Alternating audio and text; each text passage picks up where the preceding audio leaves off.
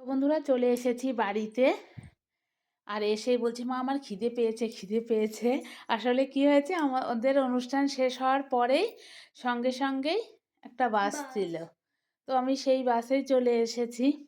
দেরি করিনি, এই কারণে মেলাটাও ঘোরা হয়নি। আর আমি বেরোচ্ছিলাম ওকে বাসে বসিয়ে রেখে এগরোল আনতে। তো এর তখনই বাস ড্রাইভার এসে হ্যাঁ, বসেছে। তখনই ড্রাইভার এসে বসেছে। ও আবার পেছন থেকে আমাকে ডাকছে। আর দুপুরে যাওয়ার মানে তাড়াহুড়ো করে ঠিকঠাক করে খাওয়া হয়নি। না ওর হয়েছে না আমার হয়েছে। প্রচণ্ড পরিমাণে আমারও খিদে পেয়ে গেছে।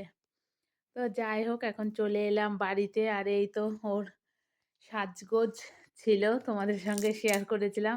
যাওয়ার সময় প্রচণ্ড তাড়াহুড়ো এই করতে হবে, ওই করতে হবে। এখন আবার সমস্ত কিছু খোলো।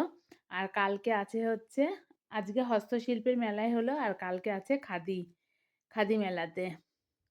তো চলো এখনকার মতো টাটা, পরে কথা হবে।